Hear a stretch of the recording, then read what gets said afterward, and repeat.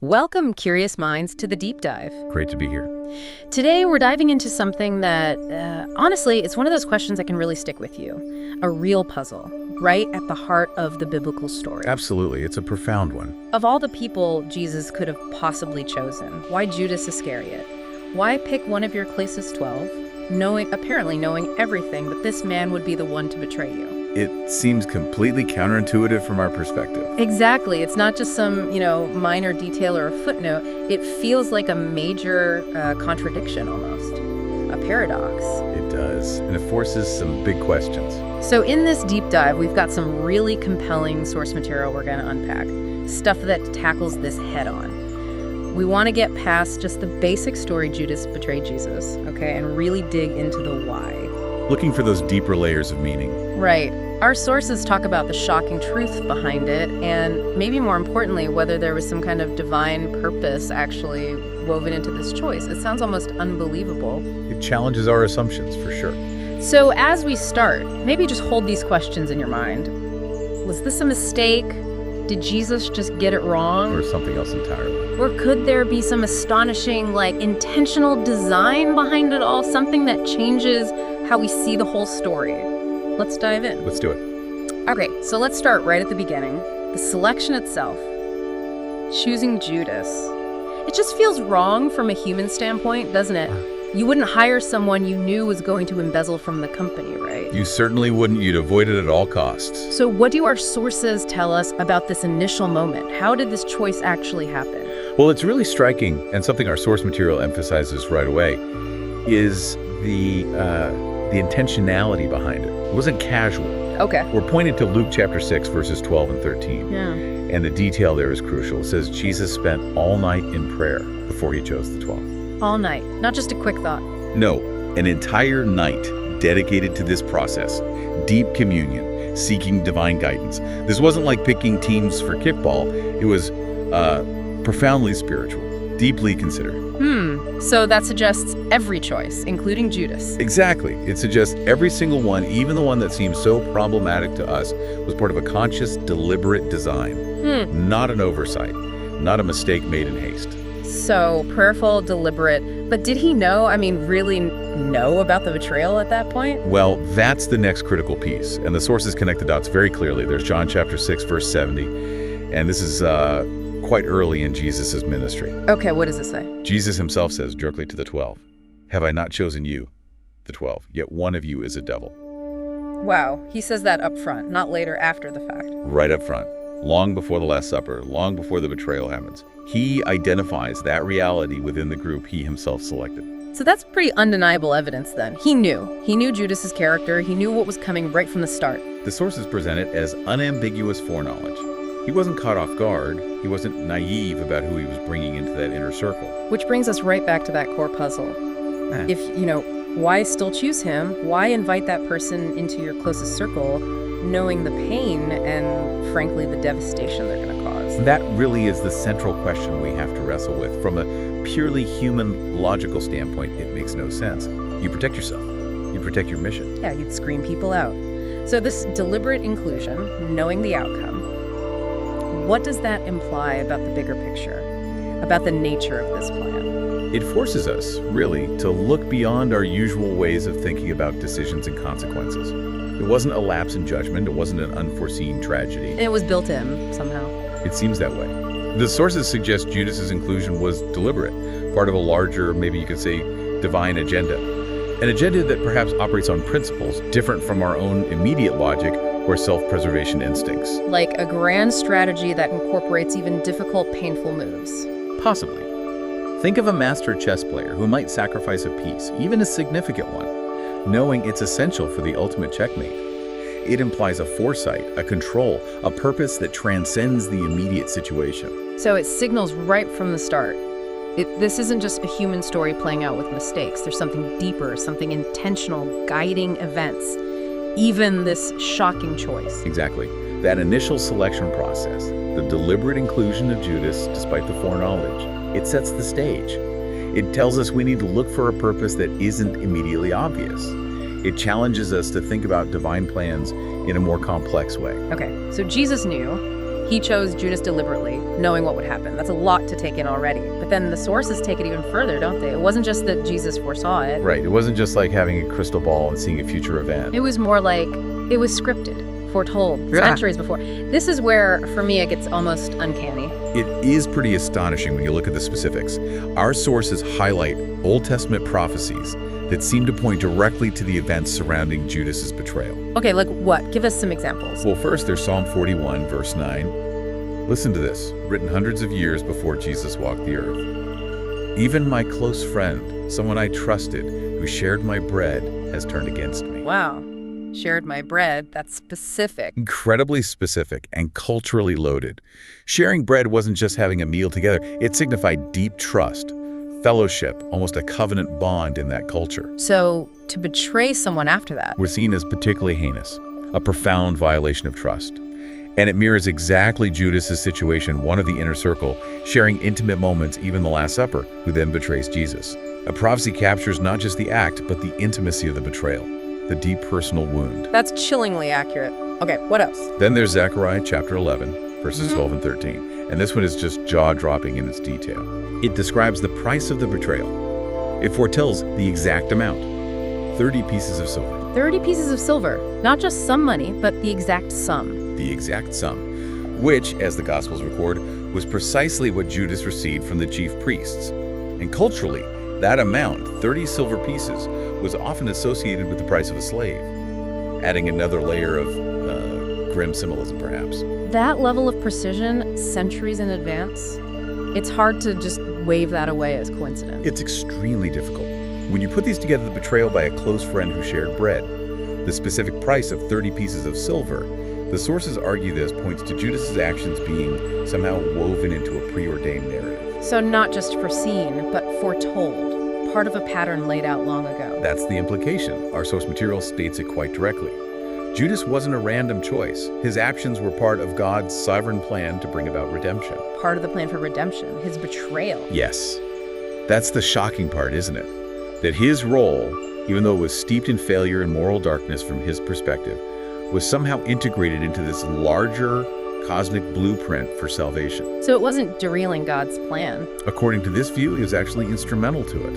A necessary, though tragic, step in the unfolding of God's redemptive work. His actions became the catalyst. Wow. Okay, that leads to a really tough question then, one you raised earlier. How can something so negative, so dark like betrayal, be described as part of God's glory or salvation unfolding? That's the theological deep end, isn't it? It fundamentally challenges our neat categories of good and evil and how we imagine a divine plan works. Yeah, we tend to think of God's plan as only involving good things, right? We often do. Yeah. But this suggests the divine narrative might be more complex, more mysterious. It implies that God's sovereignty is such that even human sin, human failure, human betrayal can be encompassed, redirected, and ultimately used to achieve a higher redemptive purpose. Without excusing the act itself. Crucially, without excusing the act itself. It doesn't make the betrayal good, but it suggests that God, in his wisdom, can weave even the darkest threads into a tapestry that ultimately reveals his glory and accomplishes his saving work. It asks us to trust in a purpose that might only be clear in hindsight or maybe never fully clear to us. Precisely. It pushes us to consider that divine good can emerge from places we wouldn't expect, even from the deepest shadows of human action. Okay, but this brings up the biggest tension for me, and I bet for a lot of you listening. If Judas's actions were foretold, if they were part of this sovereign plan... Then was he just a puppet? Exactly. Was he just playing a role he couldn't escape? Did he have any real choice, any free will? And if not, how can he be held accountable? That seems fundamentally unfair. It's a critical question, and the sources we're looking at are surprisingly, perhaps even reassuringly clear on this point. What do they say? They state it unequivocally. But let's be clear, Judas wasn't a puppet. He had free will. There's no attempt to fudge this. So prophecy and divine plan don't erase personal responsibility. Not according to these sources. They strongly affirm that Judas made his own choices. He wasn't compelled by fate or forced by God to act against his will. It challenges that simplistic idea that foreknowledge equals predestined compulsion. Okay, so how do they back that up? Where's the evidence for his free will in the midst of this seemingly pre-written script? A key passage they highlight is Matthew chapter 26, verse 24. This is Jesus speaking again, right before the betrayal unfolds. What does he say there? He says two things side by side, and it's the combination that's so powerful. First, the Son of Man will go just as it is written about him. Okay, confirming the prophecy part. It's going to happen as foretold. Yes, acknowledging the divine script, the inevitability based on prophecy. But immediately after that, he says, "But woe to that man who betrays the Son of Man. It would be better for him if he had not been born." Woe to that man. That doesn't sound like language you use for an automaton. Not at all. That's language of profound moral judgment. It's a statement of severe condemnation and accountability. You don't pronounce woe on a puppet simply following its strings. You pronounce it on someone who has made a conscious, devastatingly wrong choice. So the same breath acknowledges the plan and condemns the agent. Exactly. The source explains this verse shows, without a doubt, that Judas was responsible for his choices. The prophecy didn't force his hand, it described the outcome of the choice he would freely make. And what motivated that choice? According to the sources, it wasn't divine decree, so what was it? The texts suggest internal factors. Our source says he chose greed and betrayal over loyalty to Jesus. There are hints elsewhere in the Gospels about his role as treasurer, his potential dishonesty with the group's money. Right, the incident with the expensive ointment where he complains it could have been sold for the poor, but John's Gospel adds that he didn't care about the poor, he just wanted the money. Precisely. These paint a picture of a man struggling with greed, perhaps disillusionment, if he expected a different kind of Messiah, a political one maybe. These were his internal struggles, his desires, his choices. The prophecy didn't create those desires, it foresaw how they would tragically play out on the grand stage. So the divine plan incorporated his free but flawed choices. That seems to be the complex picture presented.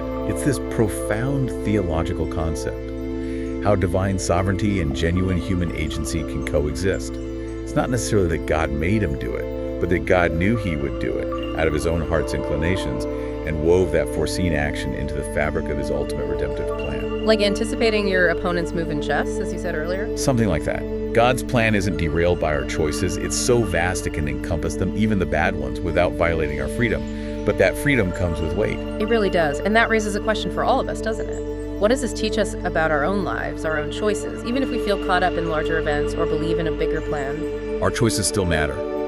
Immensely. This story powerfully suggests that even within God's sovereignty, our individual decisions have real moral weight and consequences. We aren't puppets. We are responsible agents. Your choices, my choices, they shape our path, even if there's a larger map. That's a really sobering but also empowering thought. Okay, so we've navigated the choice, the prophecy, the free will paradox. Now let's shift focus a bit. Beyond the theology, beyond the history, what can we actually learn from Judas's story today? What are the practical takeaways for us? That's a great question, because the sources suggest some really powerful lessons that resonate, I think, quite deeply with our own experiences. What's the first one that stands out? The first is a really stark warning, summed up by the source as, proximity to Jesus isn't enough. Proximity isn't enough. What does that mean? Think about it. Judas literally walked with Jesus daily for years. He saw the miracles firsthand, the healings, the feeding of the thousands. He heard the teachings directly from the source. He was in the inner circle, closer than almost anyone else. You couldn't get much closer. Exactly. Yet, as the source says, his heart remained unchanged. All that exposure, all that closeness to divine truth, didn't automatically translate into inner transformation or genuine loyalty. So just being around good things or around truth doesn't guarantee it sinks in or changes you. Apparently not. It's a critical insight for you, for me, for anyone. It suggests that true faith, real transformation, isn't about just physical presence or intellectual knowledge or belonging to the right group. It requires something deeper. An internal response, a heart change. Yes, an active engagement of the heart, a personal commitment that goes beyond just observing or understanding concepts. Judas had the ultimate front row seat, but internally he seemed to remain focused on other things, greed, maybe political ambition, whatever it was. Yeah. It implies a crucial difference between superficial adherence and genuine, heart-deep belief. That's a challenging lesson. Okay, what's another takeaway? A second one focuses on Jesus' response, his poise in that critical moment. The source points again to John chapter 13, verse 27. This is at the Last Supper, right after Jesus is indicated Judas is the betrayer. What happens then? Jesus tells Judas, "What you are about to do quickly." Do quickly, not please don't, or how could you? No, it's not a plea, it's not shock, it's almost a command, a calm, authoritative instruction to proceed. What does that tell us? It underscores Jesus' profound peace and his unwavering sovereignty, even in the face of the ultimate betrayal unfolding right there. He wasn't losing control, he wasn't panicking, he faced it with this incredible inner knowing. Because he understood it was leading somewhere specific. Exactly. He understood this act, however painful and dark, was the necessary pathway to the cross, and therefore to the ultimate purpose of his mission, salvation. His composure wasn't detachment, it was rooted in his understanding of the bigger divine plan. It's a powerful image of facing immense adversity with purpose and inner stillness. A kind of model for facing our own trials, perhaps. Perhaps.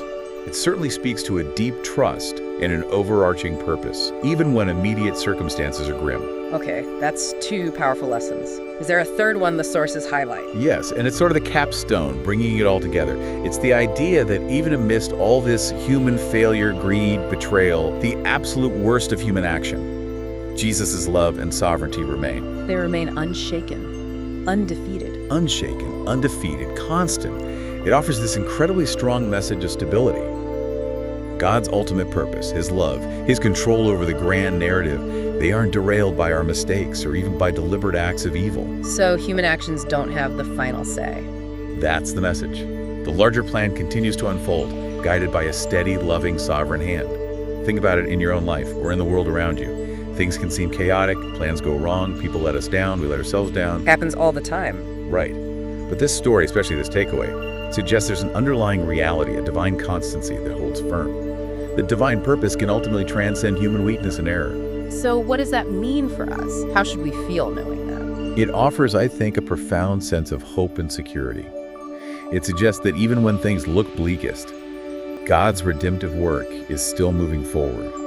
It challenges us to trust in that bigger picture, even when the immediate view is obscured by difficulty or failure.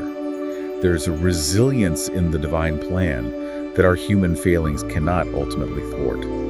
So a tragic story, but woven through with these really potent lessons about proximity, poise, and ultimate divine faithfulness. Absolutely. Lessons that are just as relevant now as they were then. Okay, we've covered a lot of ground, the shocking choice, the prophecy, the free will aspect, the lessons. But Judas's story itself ends tragically for him. Betrayal, regret, despair. It's dark. It is undeniably dark from his perspective, a truly tragic end. But here's the pivot, the twist that our sources really emphasize. This incredibly dark act, this betrayal. Paradoxically, it wasn't the final word, it was actually the trigger, the catalyst for something astounding. Yes, this is the core aha moment, the central paradox that resolves the initial puzzle in a way. What is it? How does the betrayal lead to something good? The source puts it very plainly. Through his betrayal, the greatest act of love, the crucifixion, took place. Through his betrayal, the crucifixion happened. His specific act, motivated by his own flawed choices, was the mechanism, the necessary event that set in motion the chain leading directly to Jesus' arrest, trial, and ultimately his crucifixion. Without that betrayal happening, when and how it did. The whole sequence might have unfolded differently, or maybe not at all. Exactly. So his action, while morally reprehensible in itself, served as the direct pathway for what Christians understand as the ultimate expression of God's love, Jesus' sacrifice on the cross for the sins of humanity. So the worst act of betrayal becomes the doorway to the greatest act of love. That's mind-bending. It truly is. It doesn't make the betrayal good, let's be clear, but it shows how God's plan is so incredibly profound that it could incorporate that darkness and use it to bring about the ultimate light, the possibility of redemption and salvation. And that redemption isn't just theoretical, right? It leads somewhere concrete. Absolutely. This act of betrayal leading to the crucifixion paved the way for Jesus' death and resurrection. And it's that death and resurrection which, according to the Christian faith, offer hope to everyone. Hope for everyone from this one dark event. Yes. It highlights this almost unbelievable concept that from the most tragic, morally compromised moments, an ultimate universal good can emerge. A good that transcends the original darkness and offers transformation and reconciliation to all of humanity across all time. It's the idea of drawing life out of death, light out of darkness on a cosmic scale. Precisely. It suggests God's redemptive power is so immense it can take the absolute worst that humanity can do and repurpose it for the absolute best, offering forgiveness, new life, and eternal hope. Wow. And the sources connect this huge cosmic idea right back to the individual listener, don't they? They do, and it's incredibly powerful. It concludes with this thought: if God can use Judas's betrayal for good, imagine what he can do with your life. Okay, unpack that. What does that mean for us? It means your mistakes, your failures, even your deliberate wrongdoings, they don't have to be the final chapter. Just as God wove Judas's terrible choice into his plan for ultimate good, he can take the broken pieces of your life, the things you regret, the times you've fallen short. And do what with them? Redeem them, repurpose them, integrate them into a larger story of grace. The source says, your mistakes don't define you. His grace does.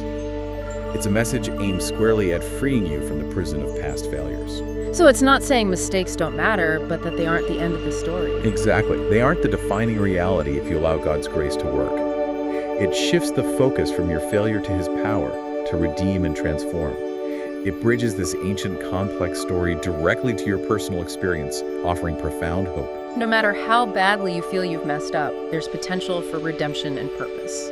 That's the incredible implication. If even Judas's betrayal could be used within God's plan for good, then surely there is hope for the rest of us in our own struggles and failings. It's a radical message of grace. So wrapping this up, we started with this baffling question: why Judas? And we've journeyed through the deliberate choice, the startling prophecies, the tension between free will and a divine plan, and landed here at the idea that even this ultimate betrayal served a redemptive purpose. It's a narrative that moves from profound puzzle to profound paradox, and ultimately to profound hope. It's sobering, definitely, thinking about the human tragedy involved. Judas's own choices led him down that path. But it's also somehow incredibly inspiring to think about the divine outcome, the bigger picture. It really compels you to think differently about how purpose unfolds, doesn't it? It suggests that the relationship between our choices and God's overarching plan is more complex and perhaps more mysterious than we often assume. It certainly challenges neat, simple answers. It reminds us that even when things look chaotic or feel irredeemably broken from our limited viewpoint, there might be a larger wisdom, a deeper purpose at work that we just can't see yet. Which leaves us and leaves you with a final thought to maybe chew on after this deep dive, something provocative. What does it really mean for your life, for how you understand purpose, how you face your own challenges, your own failures or setbacks?